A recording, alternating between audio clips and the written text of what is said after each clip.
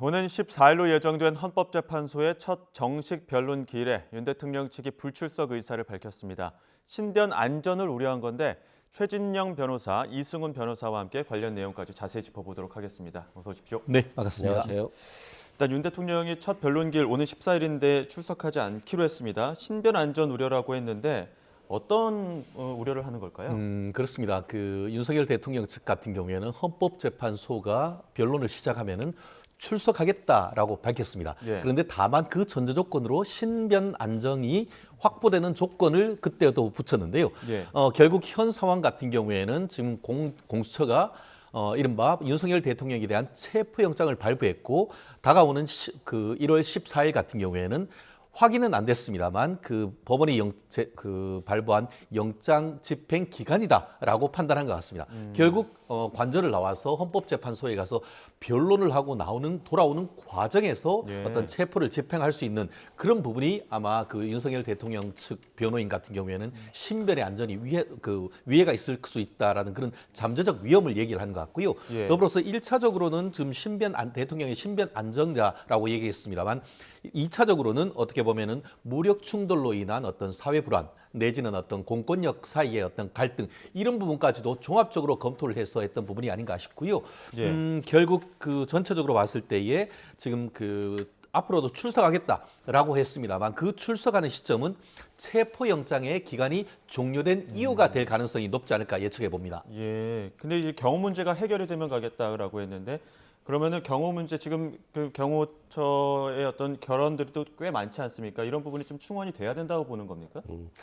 아니 경호 문제가 있는 게 실은 지금 직무 정지된 상태이고 체포영장을 받아야 되는데 경호를 핑계로 안 가겠다? 이게 말이 안 되는 거잖아요. 경호라고 하는 것은 테러라든가 뭐 위협, 불안 요소로부터의 경호인 것인데 법원의 영장이 불안 요소, 위법 요소 아니잖아요. 그런 측면에서는 경호가 필요한 게 아니라 스스로 자발적으로 수사기관에 걸어 들어가셔야 되는데 걸어 들어가지 않고 자신의 관절을 요새화해서 좋게 말하면 요새하지만 실은 감옥을 만드는 거죠. 스스로 감옥을 만들고 거기에 간수들이 윤석열 대통령을 감시하는 게 아니라 오히려 본인을 지금 경호하는 경호처 요원들을 사용하고 있잖아요. 이건 대통령이 국격을 무너뜨리는 것도 맞지만 경호원들의 품격을 떨어뜨리는 겁니다. 대통령의 법원 출석을 막으려고 경호원을 둔 거 아니잖아요. 사병이 아니잖아요. 그런 측면에서 대통령이 좀 품격을 가지고 마지막은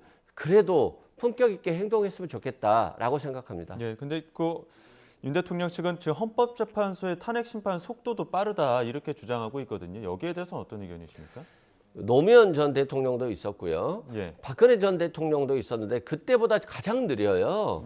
그때는 헌법 수호 의지를 노무현 대통령은 강하게 가지고 있었고 그래서 적극 임했던 것이고 박근혜 전 대통령은 최소한 자신의 잘못을 알고 적극적인 방어를 포기했거든요. 이게 국가 불안 요소를 제거하는 것이다 라고 생각했는데 지금 윤석열 대통령은 아직 최고 권력자의 지위에 있으면서도 국가 불안을 오히려 부추기는 가장 정점에 있는 사람이 된 겁니다.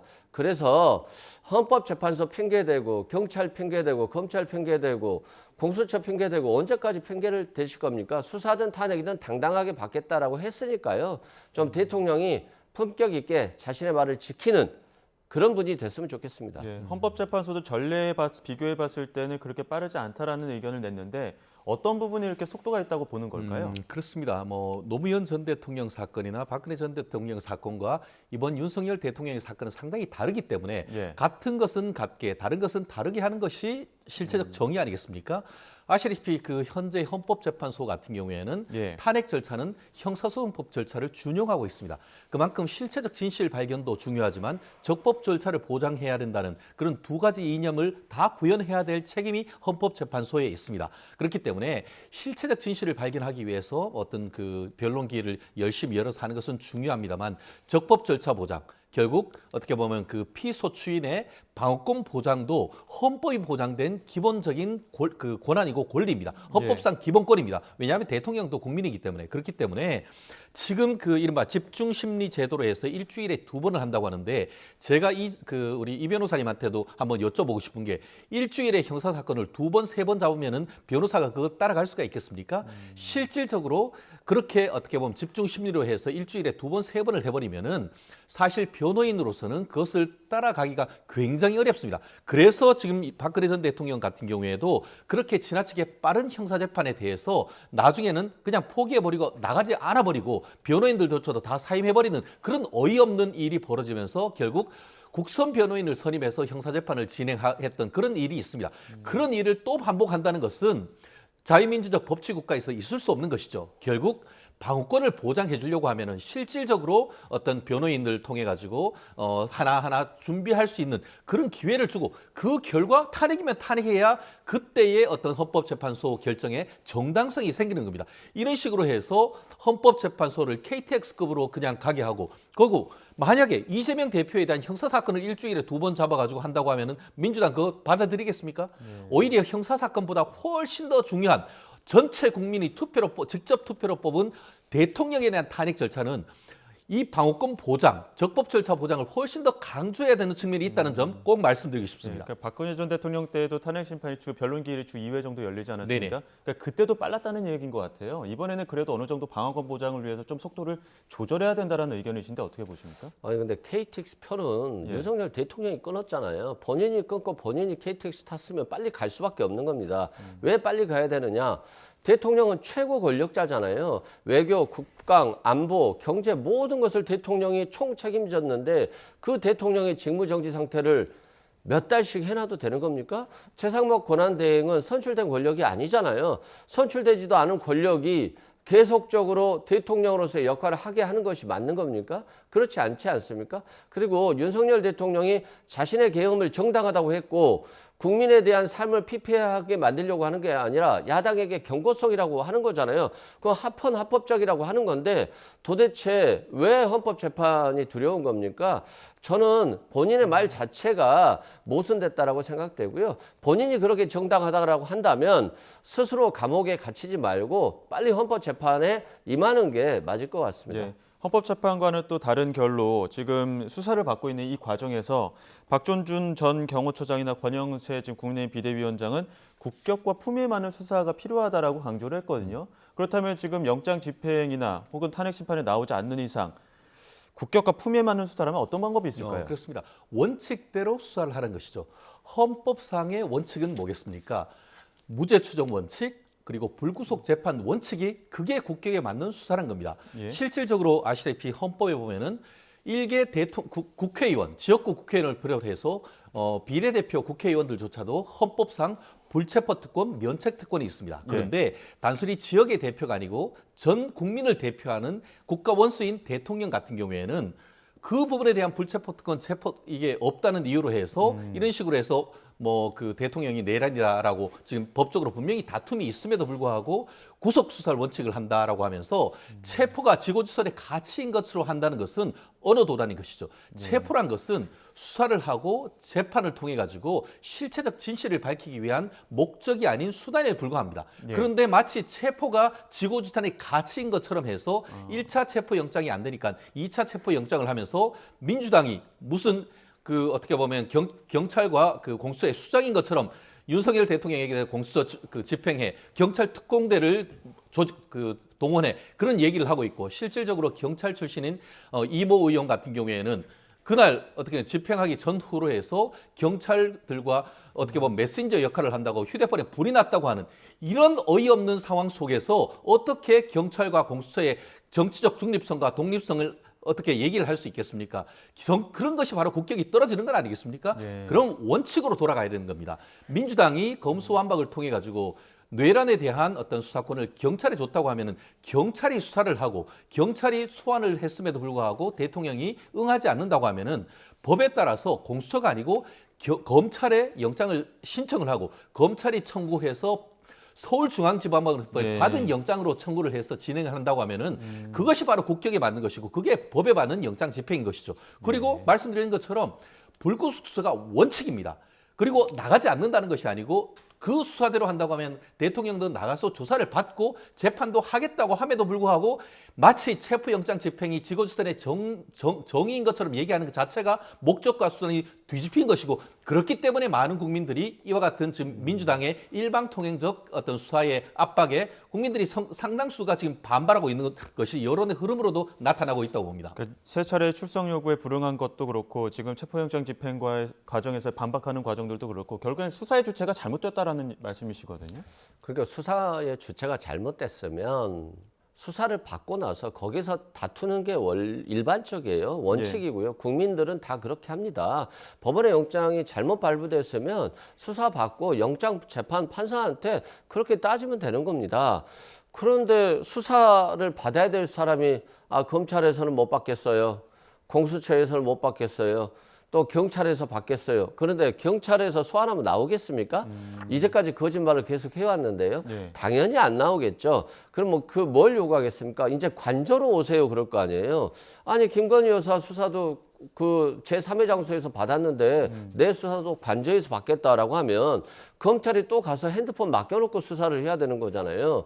그러면 결국에는 불구속 기소를 원하지 않겠어요? 자신은 체포되지 않은 채 기소가 되면 열심히 헌법재판소에 임해서 예. 계속 시간 끌다가 그렇게 해서 탄핵을 막아보겠다 이런 건데 대다수의 헌법학자들은 뭐 탄핵된다라고 보고 있거든요.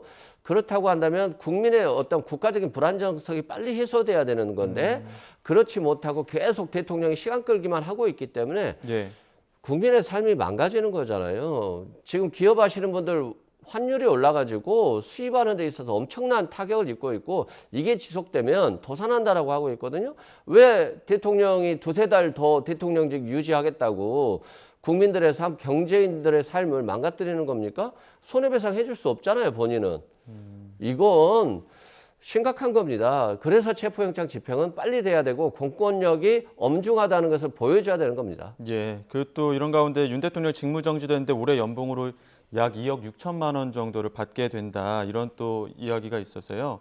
근데 이와 관련해서 지금 지난해와 비교해서 3% 인상된 그 공무원법 규정에 해당된다고 하는데 민주당도 관련해갖고 법령을 내기도 했고요. 법안을 내기도 했고 이건 좀 어떻게 바라보십니까? 노무현 대통령 탄핵도 있었고 박근혜 네. 전 대통령 탄핵도 있다고 하면은 민주당 법으로 못하는 게 없지 않습니까? 예. 지금 헌법 개정 외에는 모든 걸 다 할 수 있는데 왜 옛날엔 하지 않고 지금 와서 그런 얘기를 하느냐라는 얘기를 하고 싶은데요. 저 또한 직무 정지가 된 분을 두둔하거나 할 생각은 없습니다. 예. 법대로 하면 되는 겁니다. 물론 그렇기 때문에 민주당이 지금 이와 같이 탄핵 소추된 사람의 그 공무원에 대해서 예. 직무가 정지됐을 때에 이 그 급여를 어떻게 보면 삭감하는 그런 법을 발의했습니다. 예. 그 부분에 대해서는 많은 국민들이 공감할 겁니다. 마치 조국 전 장관이 그 서울대 교수로 있으면서 재판에 넘겨지고 사실상 이 자리로부터 떠났음에도 불구하고 월급이 다 받았을 때 여야 불구분하고 많은 국민들이 비판을 했습니다. 그렇다면 그때 이런 부분에 대해서도 법적인 정비를 했었어야 되는데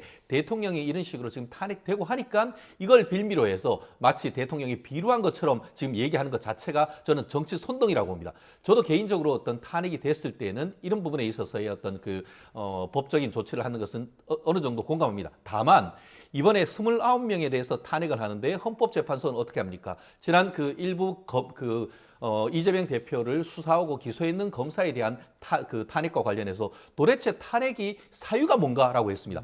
부당하게 이런 식으로 해서 민주당이 겁박하듯이 탄핵을 하고 본인들이 수사하고 재판하는 사람한테까지 탄핵하라는 이런 식으로 해서 기각됐을 때에 그럼 이것을 월급이 깎였는 것은 그건 누가 보상을 해줍니까? 그렇기 때문에 탄핵이 거꾸로 결국 탄핵을 어이없이 그 신청을 했다가 전부 다 각하나 기각됐을 때는 그 탄핵을 소치 발의한 주체에 대한 책임을 묻는 것도 같이 어떤 입법을 함의하는 것이 억울하게 어떤 그 탄핵을 통한 월급이 깎이고 신분상의 불이익을 받는 사람들에 대한 책임과 동등하게 공무원에 대한 탄핵 어떻게 보면 책임과 함께 부당한 탄핵을 한 그 기소를 했던 주체에 대한 책임을 묻는 것도 반드시 공정하게 가야 된다고 저는 믿습니다. 예, 근데 민주당은 일단은 지금 그 탄핵 소추된 공무원 그 보수를 감액하는 국가공무원법 개정안 발의했는데 이와 관련해서 지금 그 어떻게 보면은 그 탄핵을 그 부당하게 하는 주체에 대해서도 좀 어느 정도 그 어떤 책임을 정도 물어야죠. 물어야 된다 이런 말씀이시거든요. 아, 그러면 헌법에 예. 탄핵 심판을 없애란 말하고 똑같죠. 탄핵 소추했는데 위법하다, 뭐 부당하다 해서 뭘 막는다? 그러면 검사들은 기소했는데 무죄 나오면 검사들 다 처벌해야 되는 겁니까? 그런 식으로 하면 국가 기능이 어렵죠.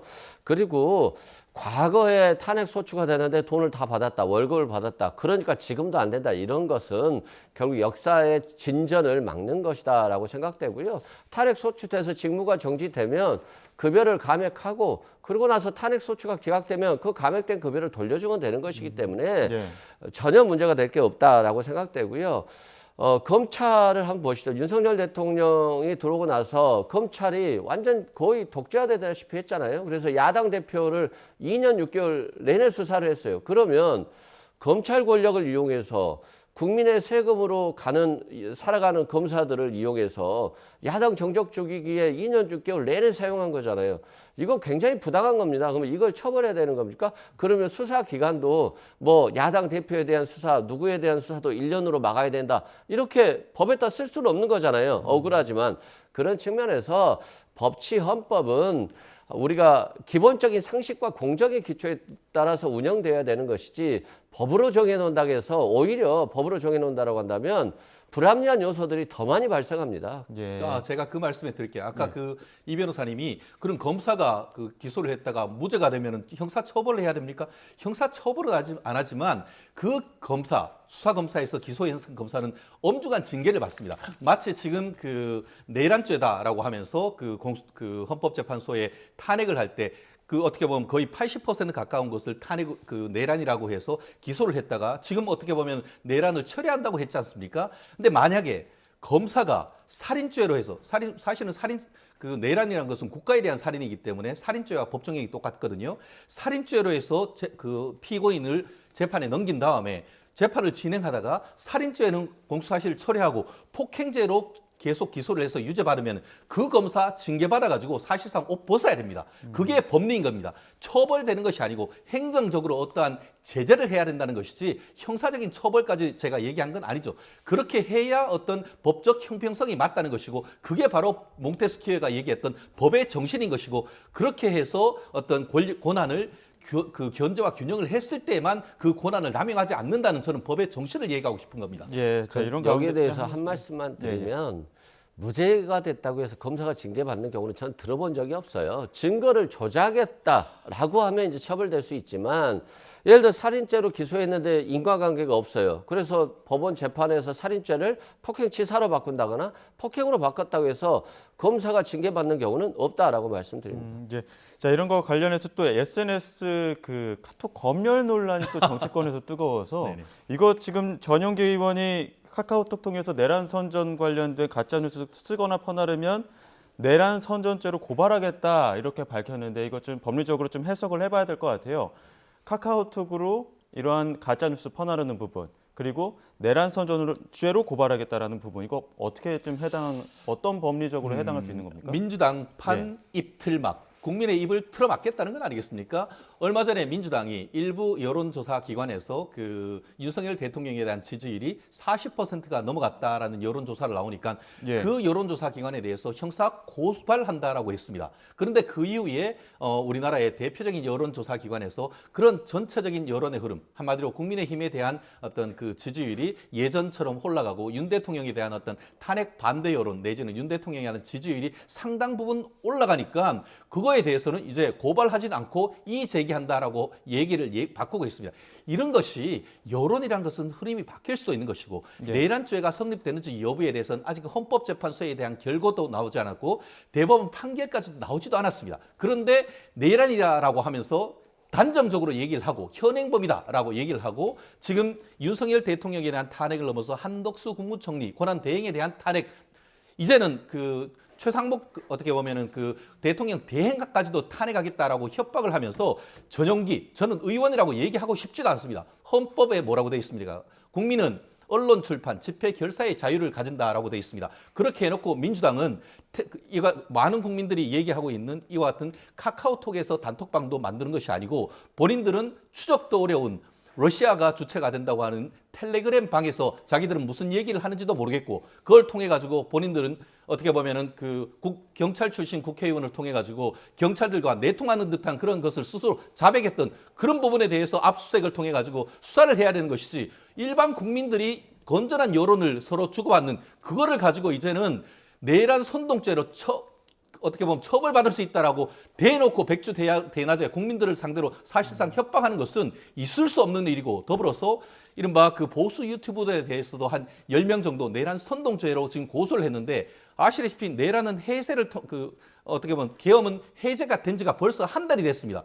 벌써 그렇게 됨에도 불구하고 지금 와서 내란 선동을 한다는 것은 그 자체로 있지도 않은 죄를 처벌한다라는 것으로 해서 오히려 무고가 될 가능성도 있다는 것이 법률가의 대부분의 얘기입니다. 민주당은 그렇게 어떻게 보면 언론 출판, 집회 결사, 표현의 자유를 지고지선의 가치로 얘기를 하면서 지금 이때다 해서 국민들의 입을 틀어막으려고 하는 것은 있을 수 없는 것이다라고 저는 얘기를 거의 단정적으로 얘기할 수가 있습니다. 최 변호사님 굉장히 열 올리시면서 말씀해 주셨는데 이게 바로 여당의 반응인 것 같긴 합니다. 뭐 SNS 계엄령이다, 뭐 카톡 검열이다 이런 이야기 하시는데 민주당은 지금 어떤 입장입니까? 민주당은 국민의힘과 다르다는 걸 보여줘야죠. 예. 대통령의 상징이 입틀막이었잖아요. 뭐 카이스트 학위 수여식 때 뭐 입을 막고 팔다리를 잡고 끄집어냈잖아요. 이런 모습과 다르다는 걸 민주당이 보여줘야 되기 때문에 조금 더 신중할 필요는 있다. 그런데 지금 상상으로는 국민들이 아직 내란이 끝나지 않았다라고 생각을 하는 거예요. 그냥 유튜브에서는 윤석열 대통령의 계엄 선포가 정당했다, 이건 내란이 아니다, 잘못한 것도 없다, 야당이 혹세무민하고 있다라고 하면서 그러한 선전물들을 계속해서 유포하고 있어요. 그러다 보니까 얼마나 국민들이 불안해하고 허위사실들이 유포되는 겁니까? 이것에 대한 경고성 멘트인 건 맞는데 그럼에도 불구하고 민주당은 국민의힘과 다른 정당이다라고 하는 것을 보여줘야 되기 때문에 표현의 자유에 좀 더 넓어져야 된다, 여유를 가져야 된다 말씀드리고요. 예. 윤석열 대통령이 방금 전에 최지영 변호사님 언론 출판 집회 결사 자유 중요하다는데 엄청나게 중요합니다. 이건 정말 중요하고요. 그럼에도 불구하고 대통령의 계엄 선포 포고령에는 언론 출판 집회 결사의 자유를 제한했어요. 영장도 없이 뭐 이렇게 제한하고 검열할 수 있을 것처럼 다 포고령에 써놨습니다. 그런 대통령에 대한 수사는 왜 막는 건지, 왜 국회의원 40명이 대통령 관저 앞에서 수사하지 말라고 막는 겁니까? 체포하지 말라고 막는 겁니까? 굉장히 모순되고 위선적인 행동을 지금 보이고 있다라고 말씀드립니다. 예, 지금 전용규 의원이 이러한 발언들이 일부 유튜버들을 내란 선전 혐의로 고발하면서 나왔던 발언이거든요. 실제로 유튜버들 고발한 유튜버들은 내란 선전 혐의로 처벌이 가능한 겁니까? 법리적으로 봤을 때? 처벌이 쉽지는 않죠. 왜 그러냐면 아까 최재형 변호사님 말씀하신 대로 내란이 국회의 계엄 해제 요구에 대통령이 계엄 해제 요구를 받아들였잖아요. 예. 그렇기 때문에 내란은 거기에 딱 끝났다라고 볼 수 있고 법적으로는 그게 더 다수설입니다. 그러나 국민적인 법감정, 아직도 대통령이 관저를 요소화하고 경호원들에게 총기를 줘서 적법한 체포영장을 막겠다라고 하는 수준이니까 결국에는 검찰이나 공수처의 국가 기능을 무력화시켜버리겠다, 법적인 절차에 응하지 않겠다 이런 거거든요. 그러니까 사실상 심리상의 내란은 지금도 지속되고 있고 대통령 변호인단에서도 내전이라고 하잖아요. 지금 아프리카도 아닌데 지금 대한민국이 내전 상태에, 심리적인 내전 상태에 있는 겁니다. 예. 자, 이런 가운데 지금 김민전 의원 이른바 백골단으로 불리는 청년단체 기자회견을 국회에서 주선을 하면서 좀 무매를 맞긴 했거든요. 어떻게 보십니까? 그렇습니다. 그 부분은 김민전 의원이 본인이 좀 제대로 알지 못하고 있다는 점에서 이미 사과를 했습니다.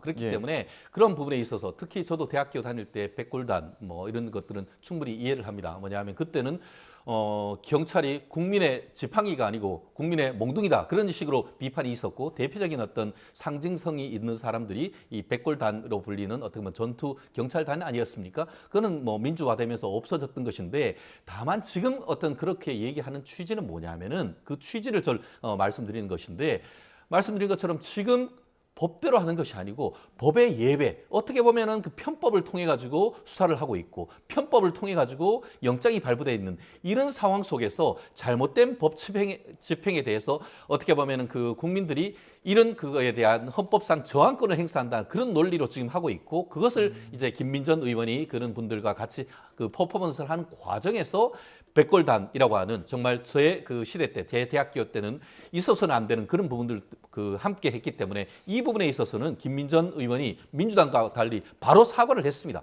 그렇고 그 부분에 대해서는 당 내에서도 그 부분을 받아들이면서 더 이상 어떤 그 문제를 삼지 않기로 했고 이것이 재발이 방지되는 것입니다. 그런데 민주당 같은 경우에는 말씀드렸듯이 분명히 민주당 내에서도 그런 목소리가 있습니다. 이런 식으로 간다고 하면은 이게 서로 무력 충돌이 될 수 있고 유혈 사태가 된다고 하면 이게 도대체 무슨 말이냐. 그렇다고 한다고 하면 지금이라도 늦었다 하더라도 돌아가서 법적 정도를 지키는 것이 대한민국의 헌법과 법률을 지키는 것이다라고 하면서 어떻게 보면은 지금 검수완박에 따르는 그 수사권이 있는 이 경찰 국수본의 수사를 하는 것이 맞다라는 것은 민주당 내의 법조인들 사이에서 상당히 얘기가 되는 것입니다. 그렇기 때문에 지금 지역적인 이런 부분을 가지고 어떻게 트집을 잡을 것이 아니고 큰 틀 속에서 저 또한 어떤 그 헌법에 따른 절차를 지키지 않았다고 하면은 윤석열 대통령은 그에 따른 책임을 져야 된다고 봅니다. 그 책임을 지는 것이 법적 절차를 따라라는 것이죠.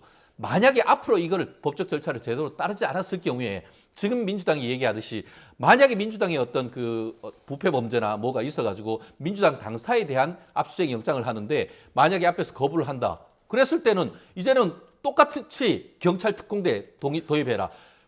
어떻게 보면 장갑차 동원해라. 그리고 헬기 동원해라. 이런 얘기가 나온단 말이에요. 그렇기 때문에 바쁘고 어떻게 보면 논란이 있을수록 정말 민주주의와 법치의 근본인 헌법과 법률에 정한 절차에 따르도록 해라. 그래야 그에 따르는 승복이 있을 수 있다는 그 원칙을 전 또다시 한번 말씀드릴 수밖에 없는 겁니다. 근데 또 야 6당이 김민전 의원 제목 촉구 결의안 또 제출하지 않았습니까? 국민의힘에서 어떻게 좀 대응해야 된다고 보십니까? 어느 정도까지? 실은 국민의힘에서 징계를 해야 돼요. 자체적으로 징계를 하고 제명만은 막아달라. 잘못했다라고 해야 되는 것인데 뭐 제명하지 않는다. 사과했다. 그럼 뭐 죄 짓고 사과하면 되는 거잖아요. 대통령도 내란 혐의로 지금 수사받고 있는데 자신이 잘못했다고 하면 처벌 안 해도 되는 겁니까? 그런 게 법치고 공권력일까요? 지금 이게 국민의힘은 보수당이잖아요. 그 윤석열 대통령이 대법원장도 임명했고 검찰총장도 임명했고 경찰청장도 임명했고 공수처장도 임명했어요. 도대체 보수당의 가치가 뭐죠? 대통령이 자신이 임명한 사람들의 수사를 안 받겠다고 하고 재판을 안 받겠다고 하는데 그것에 대해서 왜 박수를 칩니까? 위헌정당이 되는 거예요. 그렇게 하면 과거에 박근혜 전 대통령 때 위헌정당 해산심판에서 진보당, 통진당인가요? 위헌정당으로 날렸잖아요. 그럼 이게 지금 보수당, 국민의힘이 위헌정당 되는 겁니다. 자신들이 법을 안 지킨다. 이건 있을 수 없다. 이렇게 생각되고요. 오히려 민주당도 차분하고 원칙으로 가야 되겠습니다만 국민의힘도 너무 자기 정당의 이익을 위해서 또는 국회의원 개인의 이익을 위해서 헌법과 법적 가치를 위반하고 무시하는 행태를 보이는 것은 굉장히 자제해야 되고 해서는 안 될 행동이다라고 말씀드립니다. 네, 또 한편 그 경호처장의 직무대행 맡은 김성훈 차장 경찰 출석 요구에 지금 세 번째 불응한 상황인데 일각에서는 소위 강성파로 분류되기 때문에 앞으로 그 집행 시도에서 더욱더 큰 갈등이 있을 것이다 이런 관측들도 나오는데 여기에 대해서는 어떻게 보십니까? 그렇습니다. 결국은 지금 현재의 민주당이 어떻게 보면 처음에 이제 고소 고발을 내란죄와 관련돼서 고소 고발을 검찰에 하려고 하니까 검찰은 우리 수사권 없는데요?라고 했고 그리고 고위공직자 범죄수사처 공수처에 하려고 하니까 거기도 우리는 내란죄는 없는데요. 뇌물이나 이런 거 그런 식으로 했을 만큼 결국 지난번 민주당이 검수완박을 통하면서 대한민국 사법체계를 완전히 흐트러 놔가지고 수사권이 어디 있는지도 모르도록 만들어 놓은 겁니다. 결국 현재 상황 같은 경우에는 법대로 할 경우에는 국가수사본부, 경찰 내 산하에 있는 것이 맞는 것이죠. 그렇다고 하면은 그대로 해야 되는데 그렇지 않고 그리고 또 국수본 같은 경우에는 그 공수처 같은 경우에는 공수처법에 따를 때에 1차적인 어떤 수사나 재판 관할 건은 서울중앙지방법원에 있다라고 딱 명시가 되어 있습니다. 그런데 그거를 어떻게든 편법으로 해가지고 지금 그 서부지방법원에 가서 영장을 받았는 것이고 그 과정에서 지금 의혹으로 지금 제기되고 있습니다만 공수처에서 중앙지방법원에 영장을 청구를 했다가 영장이 기각돼서 그것을 숨기고 서부지방검찰법원에 영장을 청구했다는 그런 의혹도 지금 제기된 상태 아닙니까? 결국 관할이 잘못됐고 수사의 어떤 그런 그 절차가 잘못됐다고 할 경우에는 영장 자체가 무효다라는 그런 어떤 빌미를 지금 제공했단 말이에요. 그렇다 보니까 결국 잘못된 어떻게 보면 공무집행에 대해서는 그거를 막는다 하더라도 정당한 공무집행이 아니기 때문에 공무집행 방해가 성립되지 않는다라는 그런 빌미를 줬고 더 나아가 어쨌든 탄핵으로 해서 직무가 정지됐다 하지만 지금 그 대통령 경호처 같은 경우에는 현재 대통령이기 때문에 대통령에 대한 경호는 어쨌든 신체와 어떻게 보면 주거에 대한 안녕을 유지해야 될 필요성이 있다는 그런 본인들의 임무에 지금 충실하고 있는 겁니다. 그렇기 때문에 그것이 정당한지 여부는 최종적으로 나중에 대법원 그리고 헌법재판소에서 결정에 의해서 있을 텐데 그 과정에서는 본인들이 본인의 임무를 다하고 있다라는 그런 어떤 상황이 있다 보니까 이런 일이 있습니다. 그렇기 때문에 저는 이런 상황 속에서 여야 간의 합의와 어떻게 보면 타협의 정신이 필요하다고 봅니다. 말씀대로 이럴 때일수록 원칙으로 돌아가가지고 불구속 수사 원칙, 무죄 추정 원칙, 민주당이 지고지선의 가치로 얘기하던 그 원칙으로 돌아가야 될 필요성이 굉장히 큰 것이죠. 만약에 그렇지 않다고 하면은 정말 다음 주에는 어떤 일이 대한민국에 벌어질지 누구도 예측 못하는 것 아니겠습니까? 결국 본인이 본인의 일을 하겠다라고 하는데 그에 대한 책임도 지겠다라고 하는 건 아니겠습니까? 예. 그렇지만 그 과정에서 생길 수 있는 여러 가지 불상사, 민주당의 국회의원들이 뭐라고 했습니까? 들어가서 가슴을 펴고 앞에 총뿌리를 나한테 걸면서 쏴라. 그러면서 나 관을 들고 나오겠다. 이런 어이없는 그 유혈 사태를 방조하고 교사하는 듯한 있는 행위.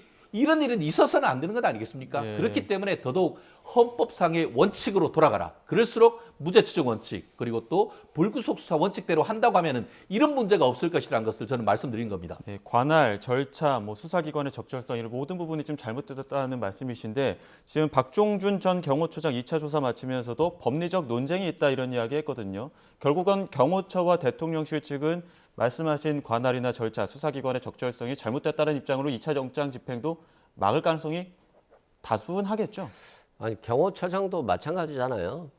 본인의 주장이 맞고 법리적으로 맞다라고 생각을 했다면 뭐 경찰 수사 받았겠어요? 받지 않겠죠. 대통령에 대한 체포를 계속 막고 있겠죠. 그런데 사표 내고 와서 경찰 조사받고 경찰은 내 친정이다.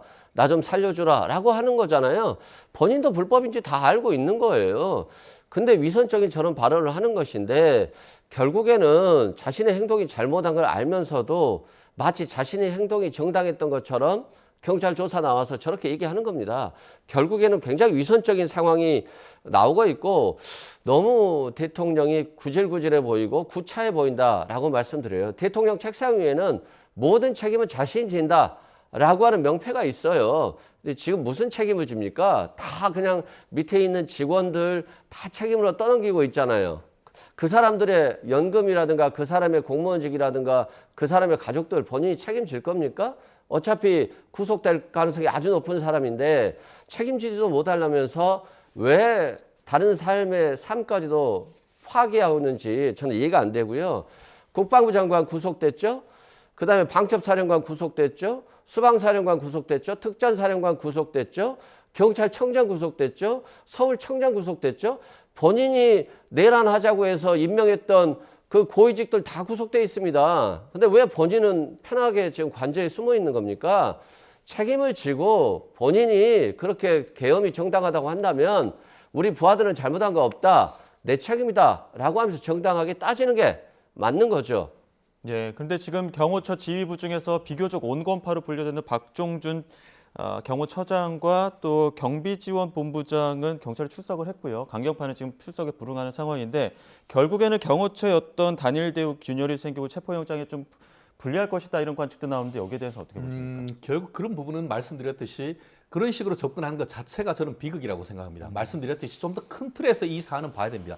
사실 지금 이 사건 같이 그 윤석열 대통령 전 국민의 어떤 직접 투표를 통해서 뽑았는 대통령입니다. 그리고 아시다시피 대통령의 어떤 비상계엄 선포는 기본적으로 어떤 통치행위입니다. 그렇기 때문에 기본 전통적인 헌법 법리에 따를 때는 통치행위에 대해서는 사법부도 자제를 하는 것이고 그렇기 때문에 지금 미국 같은 경우에도 지금 트럼프 대통령에 대한 어떤 내란 혐의 이 부분에 대해서도 법원이 제대로 판단하지 않은 것도 그런 그 큰 흐름인 것이죠.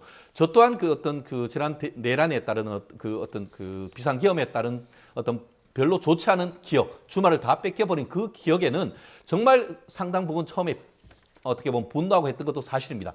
하지만 윤 대통령이 그렇게 하고자 했던 부분을 통해서 지금 현 상황을 보면은 이것을 빌미로서 민주당이 윤석열 대통령을 비롯한 자유우파를 내란 어떤 선동죄 어떤 집단으로서 예. 어떻게 보면 규정을 하고 그렇게 해서 자유우파 진영을 완전히 어떻게 보면 몰살시키려고 한다는 그런 어떤 비판을 굉장히 어떻게 보면 많은 국민들이 공감하고 있지 않습니까? 그렇기 때문에 윤 대통령을 지키자는 그런 얘기가 아닙니다. 헌법에 얘기하고 있는 실체적 진실은 적법 절차에 따라서 지켜야 된다는 헌법상 원칙을 저는 얘기를 하는 것이고 더 나아가 헌법 전문에 있는 자유민주적 기본 질서를 지키자는 그런 상황을 저는 얘기를 하는 겁니다. 아마 그렇기 때문에 초기에 어떻게 보면 윤석열 대통령의 비상계엄 사태에 대해서 굉장히 비판적인 자유우파 나아가 중도 시민들도 민주당이 탄핵 이후에 보인 어떻게 보면 끝도 없는 탄핵 어떻게 보면 탄핵 그 한독수 총리에 대한 탄핵 나아가 예.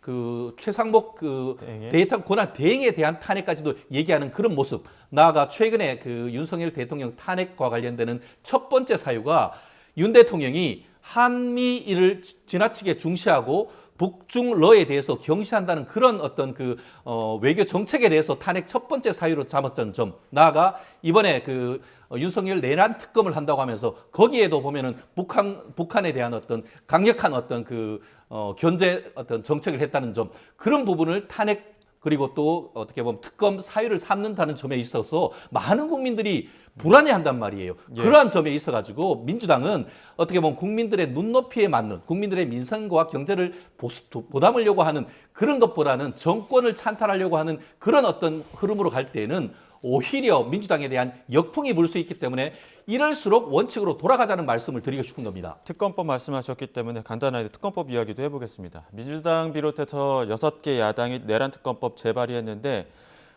지금 여야에서 어떤 이야기를 했는지 권성동 원내대표와 김민석 최고위원 이야기 들어보겠습니다. 보수 계멸이라는 목표를 그대로 계승하고 있습니다. 포장만 바꾼 박스갈이 특검법에 불과합니다. 체포는 공수처와 경찰에, 파면은 헌재에 맡기고 내란 특검을 통과시킬 준비를 시작합시다.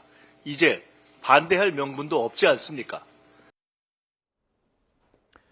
민주당이 발의한 그러니까 6개 야당이 발의한 내용을 보게 되면 제3자 추천안 넣고 비토건 빼고 뭐 여러 가지 그러니까 여당에서 반발하고 있는 부분들을 빼긴 뺐습니다만 외환죄 추가하면서 이 부분을 좀 여당은 이른바 북한 김여정 특검법이다 이렇게 비판하고 있거든요. 여기에 대해서 어떤 의견이십니까? 법을 지키자고 법을 위반한 사람을 처벌하는 수사하는 법안을 제시했는데 그걸 김여정 특검법이라고 하는 것 자체가 정말 시비거리를 만들기 위한 어떤 행동들을 계속 하고 있다 말씀드리고요. 일단은 야당에서 추천하는 게 과거의 관행이었죠. 최순실 특검도 그렇고 드루킹 특검도 그렇고요. 그럼에도 불구하고 여당의 주장대로 대법원장에게 추천권을 줬죠. 대법원장은 윤석열 대통령이 임명한 사람입니다. 그 사람이 본인들에게 불리하게 의도적으로 조작하겠습니까? 저는 그렇지 않다고 보고요. 또 대법원장이 추천한 사람을 야당이 비토하고 다시 추천하라고 요구할 수 있는 권한이 있었는데 이것도 없앴잖아요. 그리고 수사 기간도 대폭 축소했고요. 수사 인력도 대폭 축소했어요. 거의 다 여당 안을 받았다라고 보시면 되고요. 야당이 이걸 이제 주장했죠.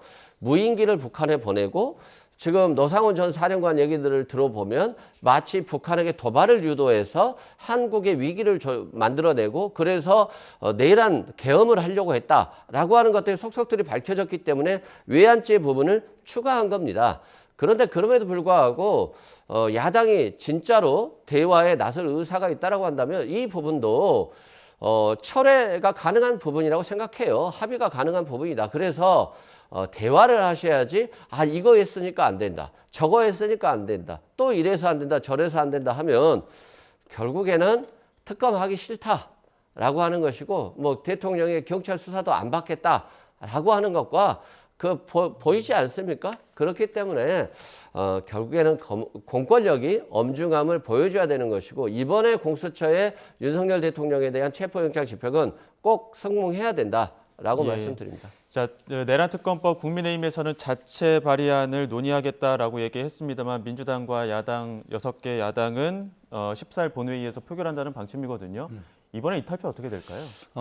사실 지난번 같은 경우에 한 2표 차이로 아주 근소하게 어떻게 보면 부결됐는데 지금 흐름으로 봤을 때는 뭐 통과될 가능성도 저는 없진 않다고 봅니다. 하지만 그럼에도 불구하고 지금 내란 특검법에 지금 어떻게 보면은 지금 현재 국민의힘 원내대표 같은 경우에는 이 표지가리에 불과하다. 내일 알맹이는 그대로 두면서 그냥 껍데기만 간다라고 했는데 실질적으로 이제 특검 추천 주체를 대법원장으로 했는 거에 대해서는 일정 부분 개선된 건 맞습니다. 하지만 내란 수사 범위가 경찰과 검찰을 다 합한 것보다 더 많이 돼 있는 겁니다. 결국 그 내용을 봤을 때는 마치 대통령이 외환을 유치하는 것처럼 얘기를 하는데 지금 민주당은 북한이 외국으로 지금 보고 있습니까? 외환이란 것은 예컨대 외국으로 하여금 어떻게 보면 전쟁을 유치하는 그런 겁니다. 대한민국 헌법 4조에 보면 영토 조항에 대한민국은 한반도와 부속 도서로 되어 있기 때문에 북한은 대한민국 영토인 것이고 거기에는 미수목 지역일 뿐인 것이지 거기에 어떤 군사 정책으로서 그리고 또 뭔가를 하는 것이 외환이 되는 것은 법적으로 있을 수 없는 것입니다. 그런데 그것을 법적으로 있을 수도 없는 일을 외환죄다라고 하면서 그 부분을 검찰도 아닌 특검에 수사를 맡긴다. 이런 것은 스스로 어떻게 보면 종북, 종중, 종러 이것을 자처하는 것이고 그렇기 때문에 많은 국민들이 지금 민주당이 이 상황 속에서 가려고 하는 방향이 맞는지에 대한 의문을 제기하는 겁니다. 그렇기 때문에 이 부분에 있어 가지고는 저 또한 이게 어떻게 보면은 검찰이 아니고 이 경찰이 수사를 하는 것이 맞는지에 대한 의문점이 있습니다. 그러면은 제3의 대안으로서 특검하는 것도 한 가지 방법이라고 저도 생각합니다. 그렇지만 그렇게 한다고 하면은 특검의 선임의 주체 그리고 특검과 관련되는 이 수사 범위 이런 부분을 명확하게 해서 짧은 시간 내에 이 부분을 안정시키는 것이 맞지 이거를 통해 가지고 자유우파를 말살시키려고 한다는 그런 이미지를 준다고 하면은 두고 계속 논란만 된다는 점 민주당 지도부는 반드시 아셔야 될 거라 생각합니다. 예, 알겠습니다. 여기까지 듣도록 하겠습니다. 지금까지 최진영 변호사, 이승훈 변호사와 함께했습니다. 고맙습니다.